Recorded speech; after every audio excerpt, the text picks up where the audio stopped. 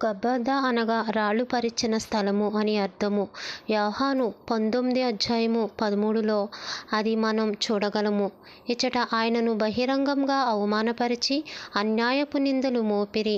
ఆయన వధకు తేబడిన గొర్రెపిల్ల వలె నోరు తెరవలేదు.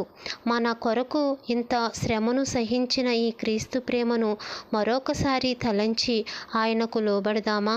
గెత్సేమనెలో ఆయన అంతరంగములో వేదన సహించి భరించెను. గబ్బథ వద్ద ఆయన బహిరంగమైన అవమానమును అన్యాయమును ఓర్చుకుని భరించెను. నా పాప భారములకు బదులుగా గబ్బథ వద్ద ఆయన బహిరంగ అవమానమును అన్యాయమును ఓర్చుకొనెను. తరువాత ఒక బరువైన శిలువను ఆయనపై ఉంచి ఆయనను గొల్గొతా కొండ వరకు తరిమిరి. ఇదిగో లోక పాపమును మోసుకుని పోవు దేవుని గొర్రెపిల్ల. యోహాను 1:29